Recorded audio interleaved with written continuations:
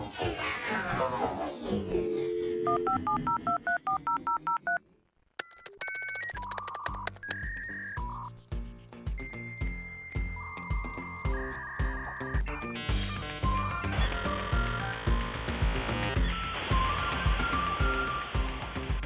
we go. We're back for another Less Kevin, More Tech from UTEC IT. Got it. And today we have Jeff Jermyn. Jeff Jermyn. Right. And when I saw the guest list there, Les, you put together and his company, I'm excited because I'm a big sports fan. So looking at it, I know we have some hillbilly from Kentucky that's a big Wildcat fan. Is that right? That's right. Because it's Jeff is the definite. Jeff Jermyn from Bluebrier. Yeah. What else could it be, Jeff? That's what it is. Yeah, you guys got it. You did he's your dressed in background blue. checks very, very thoroughly, I can tell. So here's the funny part. Jeff is probably the farthest from Kentucky hillbilly because you're going to tell He's not us even from our country, is he's he? not even from our country. Kevin's close. Is he? There's a sports theme in that logo. Okay. Because we carefully selected the colors around a hockey team's colors. Now, all right, so let's just stop for a second. I heard a little bit of an accent in your voice, and you talked about hockey Hockey. in a get-go. So what country are you from, I wonder? It's one not far from here. It's called Canada. Canada. That's awesome. So, Les, you want to hit it? You want to hit the audience with the trivia because not everybody's from Detroit. So, Yeah. what do you always ask people in relation to Canada? So, well, a lot of times I'll ask them, I'll say, name the country that's south of the United States. And, Canada. Yeah, but everybody picks Mexico, right? And they don't realize that, that part of Windsor that slips south of Detroit area. Yeah. So for our out-of-state guest, it's, my little bit of trivia. So if you're talking big hockey fan, you're talking about the Canadians, right? No. Who are you talking about? Vancouver? The Maple Leafs. The Leafs, the 1967 Stanley Cup champions. Wow. All right. So, hey, Jeff, Les, tell them it's 2022. right? Yeah. No, I know. They got any trophies since then? Oh, they've got the Hockey Hall of Fame there. Okay. And if you go back far enough, you can find Maple Leaf victories. Who's your? Well, actually, let's start off a little bit about your company, right? And you and your background. Let's start a little bit with your background, so our audience get to know you. We've got two of them out there that. All right, I'll give you the highlights. I went to school in Kingston, Ontario, university called Queen's University, Okay. and I ended up in engineering, and I became a metallurgist, metallurgy and material science. And that led me to General Motors. Yeah. I had a housemate that got a call for a job at GM, Yeah. but he was going to Europe for the summer and wasn't available to do anything, so he handed me the phone, and they said, okay, we'll take you. Yeah. So I embarked on a career at GM, learned a lot about cars and automotive, Yeah. how they get put together and marketed and engineered, and had a great time there in Canada, General Motors of Canada, and somehow or other crossed paths with a company called Magna, another Right. Canadian company, Yeah. large Canadian company now. When I started, they were about 11 billion in sales, and when I left, they were about 36 billion in Yeah. sales. I can't take all the credit for that, but some of it we You'll can take 20 million of You'll it. take 20 billion of it. Yeah, and I learned a lot about automotive in that as well, being a supplier. Right. So you're I know you through the chamber and what have you, and you're a very humble guy, right? And so we run across a lot of folks in our industry, but we rarely run across people who hit, senior executive level heights in large corporations and then strike off on their own in their entrepreneurial ventures. And, you're one of them, right? So when you're at Magna, talk a little bit about your journey there, because it's an interesting story, and it should be told. So I started with Magna in about 1999, and I was in the Toronto office, is where I worked. And we had the way Magna works is there's a lot of independent divisions. They operate as their own companies. Some are winning, some are losing. And I was told by the team I was on, which was the GM team, whatever you do, don't go to Mexico. It's terrible there. It's a disaster. Don't have anything to do with it. So about 6 weeks in, the director was running around looking for people to go to Mexico. So I said, sure, what the hell, I'll do it. Because I like adventures. Went down there, and it took about a year and a half, 2 years. But we turned that into an epic turnaround. Yeah. It went from being one of the biggest money losers to one of the biggest money makers very quickly. So about a year after that, going through that adventure, I was told to apply for a directorship job. I wouldn't get it because I was new. Yeah. But you got to do it. So I said, okay, I'll give it a try. And then I got the job. And then a year later, they said, we got another job for you. And then a year later, they said, can you be VP of sales and engineering? Yeah. And I thought, how do you put those two things together? But what the hell, we'll give it a try. Yeah. So I did that for a year. And then the company grew. We put some other things together. We were doing exterior components. We put exteriors and interiors together. And about a year and a half later, I went from reporting to the president of one of the groups. I worked with the COO of the whole company. Yeah. And we just muscled around the world, dealing with people, dealing with clients, dealing with teams. I learned a lot about leadership. So, Jeff, during that time, I was told, and you'll tell me if it was right or wrong, the only auto supplier in the entire globe that, if needed, could build its own vehicles was Magna, because they had touched on so many different components for so many different clients. Yeah. Well, have you ever seen a Mercedes G-Class? I have. Magna builds that car. Oh, they do? Yeah, they build the whole car. Magna makes everything. They don't make tires and they don't make windshields. But everything else pretty much they can manufacture. It is. It's an amazing. Yeah. But it's a great environment because you learn what intensity is. Mm-hmm. Like if you have deep feelings and you get your feelings hurt easily, it's not a place to be because it's just a very blunt industry. You do what you have to do and you get it done. But people, they understand accountability. It's not beating somebody up. It's helping them not let anybody down. And the amount of orchestration it takes to put a vehicle together is not to get too deep into this, but if you think about it, the number of suppliers and components that are brought together continuously every day and cars just keep being built, it's a pretty interesting undertaking. Yeah, so that was the exciting things that we did there. I think sometimes people forget that, and I liked what you said there, is, it's not about beating you up just to beat you up. It's about making sure you don't let the rest of us down. I think sometimes we forget that. Sometimes you get coached hard, and you got to have some thick skin, right? And you got to understand that this is for the greater good. It's for my development, and it's for our team's development, right? Yeah, I can give you a day in the life. Like, 4:30, you may get a beating from your boss for something that's not working. And then about 5:30, he comes in and says, hey, you want to go for dinner? Yeah, right. And then when you're in the real crunch, people will tell you on Friday, have a good weekend. I'll see you tomorrow. Yeah. And that's just how it goes. Yeah, but so, it's a great experience. Yeah. Learned a lot from that. So that was private. That's privately held, right? No, it's a public company now. Now? So it's been a public company for decades. Really? Yeah. I always thought there was one guy that owned that whole. No, not anymore. There was a guy that owned all the voting shares, pretty much, power shares. But that passed. When I left Magna, it was about the same time that the founder was leaving as well. But in that world, I learned a lot, had a great experience, had a lot of responsibility, and had an opportunity come along to go and do something completely different. Well, this is what I want to hear, because this has got to be fun when you travel to globe like that and been in charge of the divisions and working for different countries and stuff like that. How'd you go to your wife and say, hey, we're gonna we're gonna stop all that, and she looks at you and says, what? Well, I think my wife was when I was traveling, I'd be gone for 2 weeks. She was very good about it.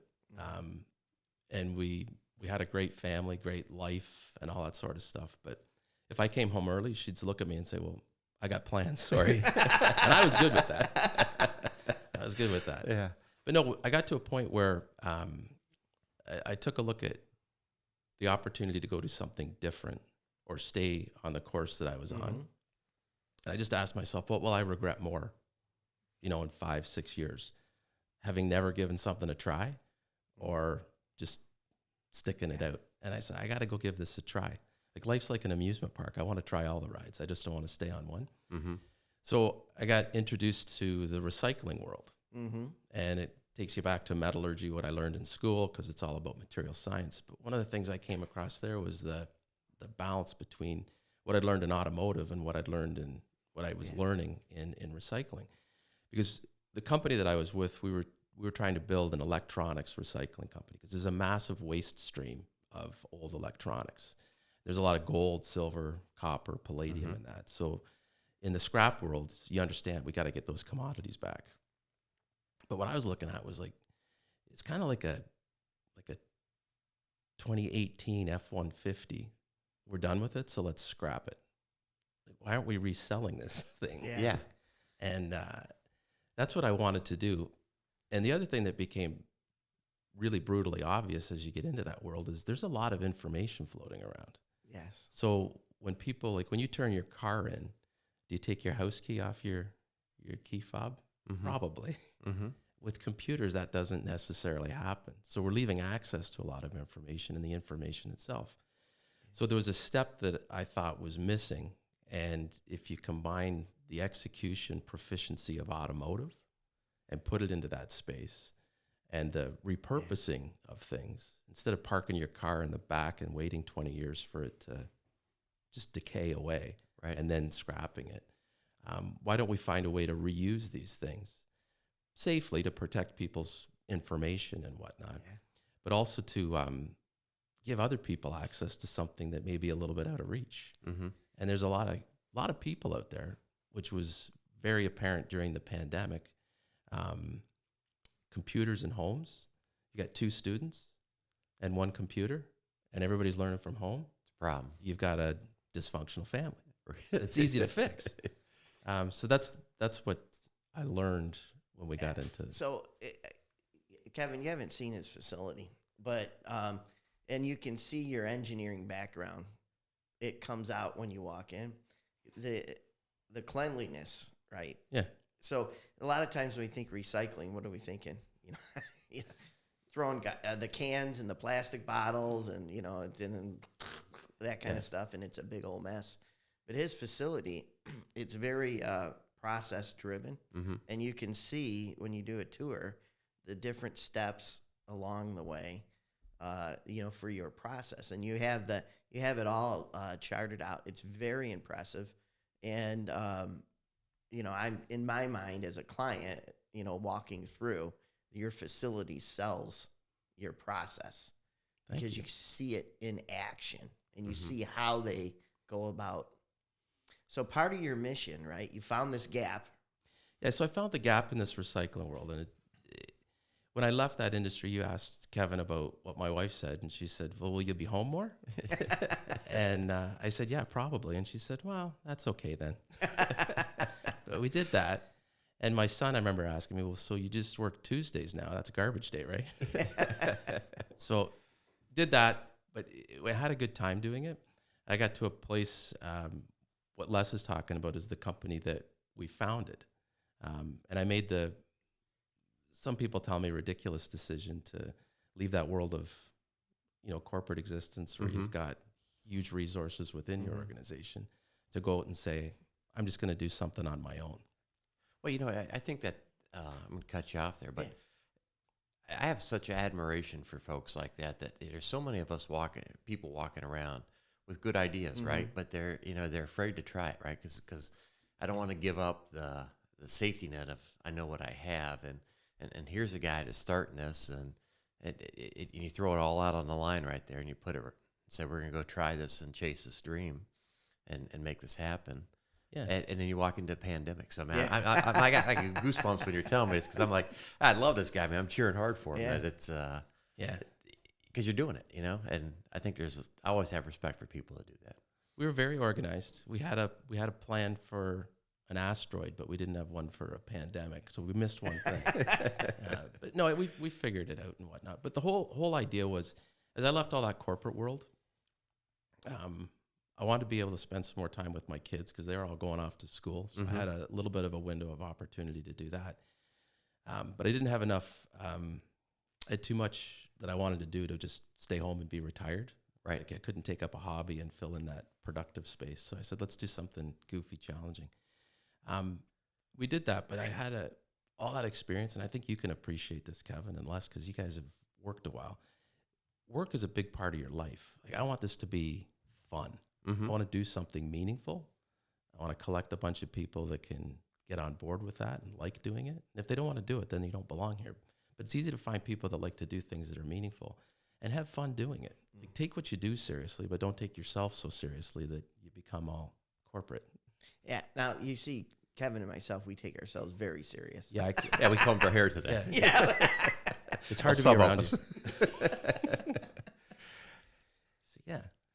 So cool. So when we got into this whole thing, we've set it up, and there's challenges with starting your own business that I've discovered. Yeah. But there's also enormous opportunities and resources that in the corporate world you don't fully appreciate.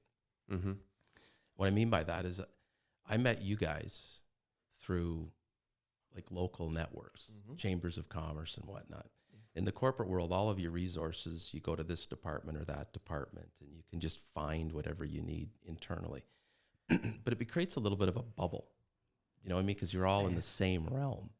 And I think it's amazing when you get out of that to step into the world. There's great resources, but there's an abundance of knowledge, and the experience is so much more broad. Yeah. You can learn a lot more. Well, it's kind of fun, right? When you're sitting there and an employee or coworker will come walking down your office and say, well, who does this? Yeah. You do. You know what I mean? Yeah. You do. Go do it. You know what I mean? There is no department for that here. It's you. Yeah, no, exactly. You want to make it happen. Yeah. And but there is enjoyment. There is a passion that you have to have, but you do enjoy doing things because you're making an impact, right? And that's why I always thought about having your own business is kind of fun. You get to go back and play in your community and give back to your community. And like you said, you attract people that want to be there. Yeah. It's not for the paycheck. It's for the mission. It's for the cause. It's for the direction. So Jeff, hit on that Kevin's talking about mission, right? And I imagine it would have been very easy for you to just say, hey, I'm going to go recycle, right? Yeah. So you have a mission in the community. Well, and you give back. And I find that kind of, I think that's an appealing reason to partner with you, for an organization to partner with you. I think you guys, when you get to know people and you start to discover who they are, a lot of what drives us is what we want. Yeah. And what's our reward? And I think there's nothing more rewarding. Like, making money is great, but don't you find there's nothing more rewarding than when you really help somebody? Mm-hmm. Like when you genuinely do something that, yeah, thanks very much for that. Yeah. That's really what we built our company around is, what can we do that's really rewarding? And when you get kids computers that wouldn't otherwise have computers, and you're taking stuff out of landfills that really shouldn't be in a landfill, Yeah. that's pretty special.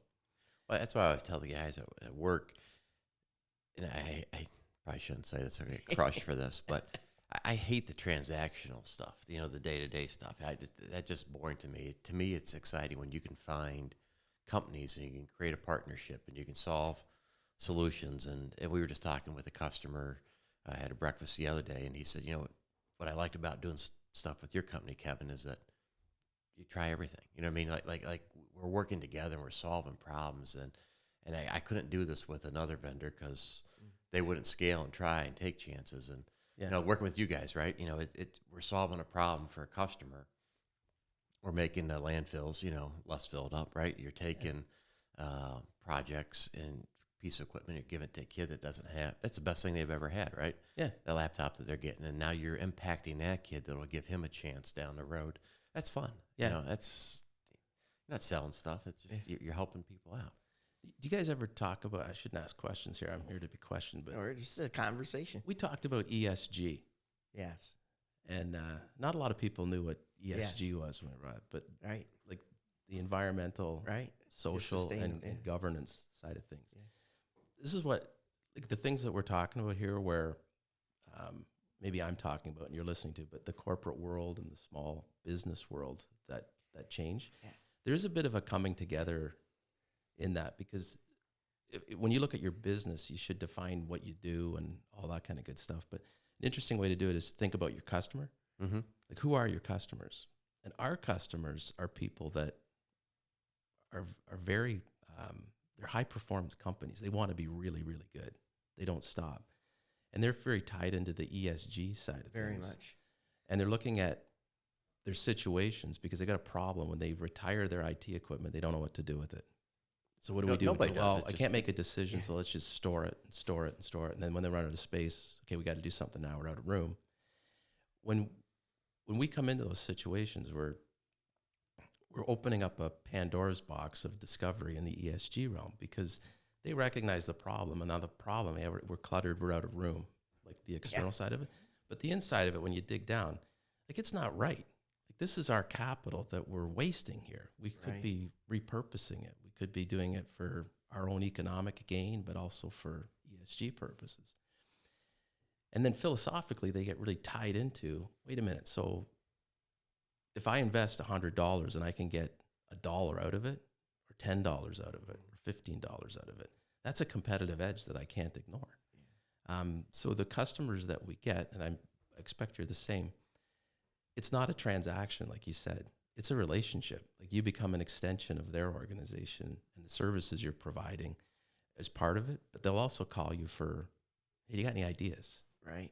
And you become part of the team. So share that part of your business with Kevin and the audience, because I don't know that people know that part of your business, that you have a revenue sharing model, with your clients. Yeah.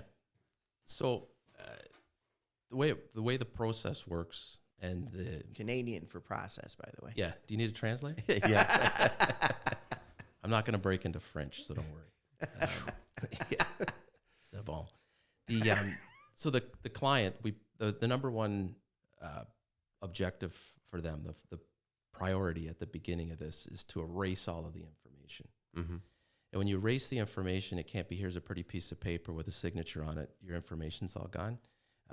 We learned in automotive, you have to sell proof. You've got to show evidence that the information's gone. So that's the first thing that we do. All the information gets destroyed. There's nothing left. System information records. Behind that, we test, audit, get a detailed inventory of what's in those devices, the configurations and so forth. And we put it out to the market. Who wants to buy this? Who needs this right now? And when they buy it, we split the proceeds of that revenue with our client.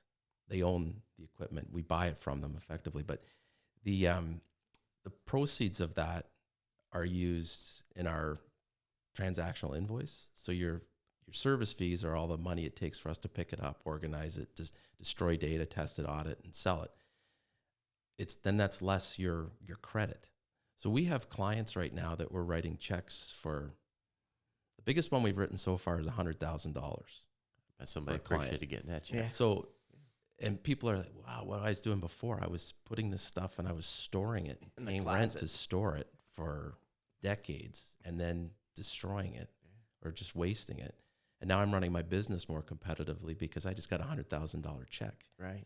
And all my information is protected, and so forth. So it's just it's really, to me, it's kind of comical in some regards, because we recognize it with so much of the stuff we own and possess. Uh-huh. Like our cars, our houses, we don't burn them down when we're finished with them. We don't throw everything away. But there's parts of our lives where I'm done, throw it away. Yeah.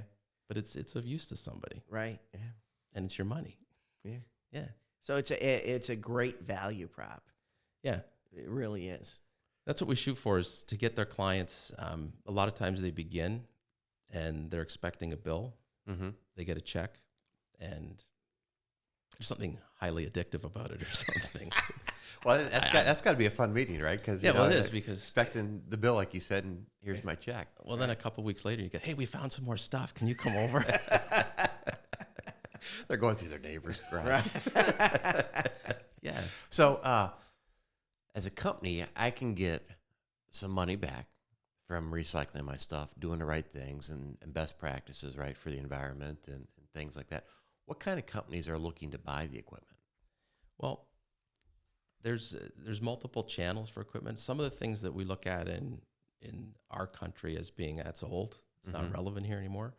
There's nations around the world that are at a state of development. Okay. That they can use that in their schools. This stuff's great. So we've got channels we can get it into global markets around the world. And then for the higher end equipment, there's a lot of companies like ours that we're a great big corporation that's dispositioning and disposing of hundreds of servers. There's small companies. Hey, you got one of those? I'll take that. How much is it? It's only $1,200. Wow, new. It's like $5,000. Yeah. And it feels good to help people connect all those dots. So the client's happy because they got some money back. They got their information destroyed, and the recipient's getting it. But it's not hard to find people that can reuse the stuff that we consider done. Well, that's what I was trying to point out there is that there's a lot of people that could use this, and you could be a great source for those people, right? Yeah. No, and that's what we're doing. We actually, as you start a business, and you're running around trying to explain to people what you do and who you are, and then you cross that boundary where your phone's ringing constantly.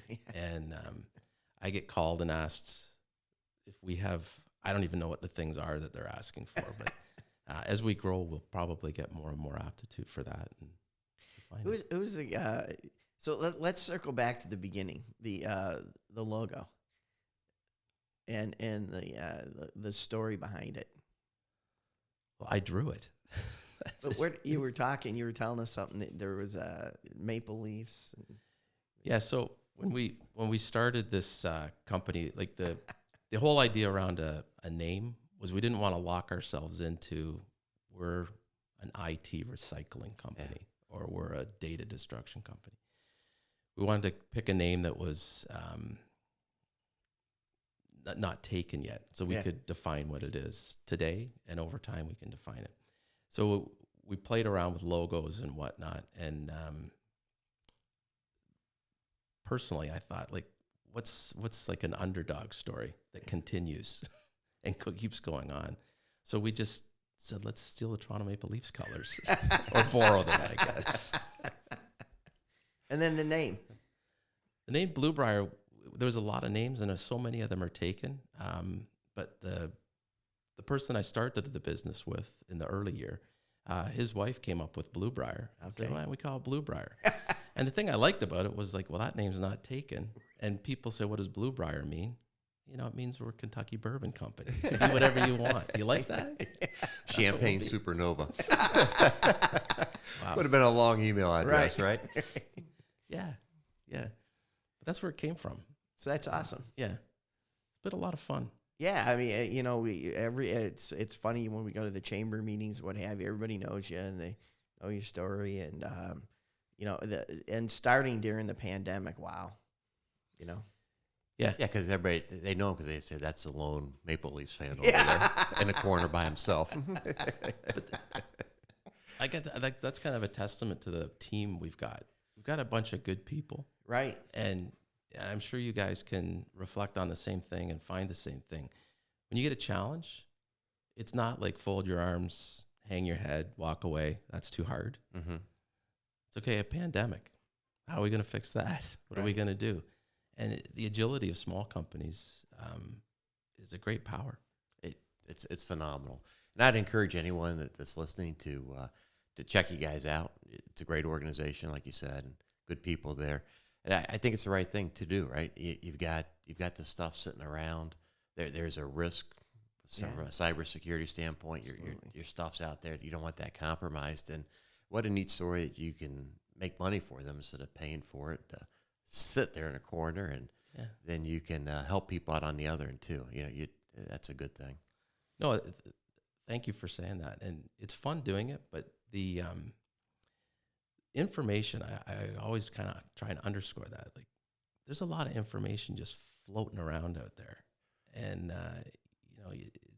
it's something you've really got to start managing. Like, this world of technology has done a lot of good things for us, but it's bringing certain responsibilities that if you ignore, it can be a pretty horrific outcome. Absolutely. Well, it's funny in our business. I remember that again, we had all these copiers coming back off lease, and they were being just wholesaled back, and they were going all around the world to different markets. And then somebody on 60 Minutes did an episode about all the data there. Yeah. And like overnight, man, it Bam. just, the brakes hit on that. And everybody's like, wow, we really have a ton of information out here. And it's just like the PCs or servers out there that you guys have. We find your stuff because we take hard drives out of copiers. Uh-huh. Yeah. And a lot of clients didn't even know they were there. Yeah. Right. And they'll store the capacities to store almost everything that's ever been printed. Sure. Yeah. And the cool thing about it, like if you think about shredding paper, if I wanted to read through paper records, it'd take days and days and days to read it. Mm-hmm. If I get a drive, I can just search. Minutes. In seconds, I can find out whatever I want to know. And there's bad people out there that know exactly what they're doing. Yeah. Oh, yeah. Too many good people just assume that everybody's like that. But no, the bad guys know where to go for this stuff. Yeah. So. Hey, Jeff, we're coming up on a half hour here. So we, one of the things we always ask, well, actually, Kevin, you have any questions? Well, we always ask for your last 4 years Soch. And really? Your mother's maiden name. And no, we like to ask you. We're bourbon fans here, Yes. and I sense that you are too, Jeff. And do you have a favorite flavor? Actually, I drink bourbon's my drink. Started with Jack Daniels, but I'm starting to get into this FKNG stuff Really? right now. Yeah. Yeah. Does this come with a complimentary?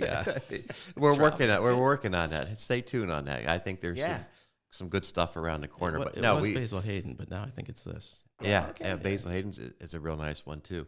But our friends at Resist Spirits given us a bottle or two and asked us to try it here, and absolutely love it. It's good stuff.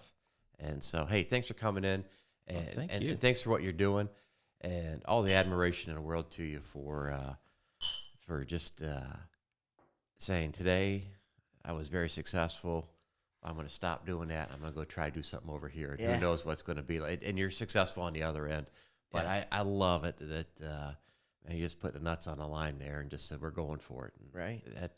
I appreciate you taking a chance. I appreciate you guys having me out here because look at this. Like, this is what's so fun about the journey that we start on. Like, I never expected to be sitting here with you guys. You're fun guys. And hey, we're doing a podcast pretending to be celebrities. You know why people like us? Because anytime we put somebody else in a room with us, we instantly make that guy the smartest guy in the room. Exactly. So that's why people like hanging around with us. Yeah, that will soon pass. Cheers. Cheers.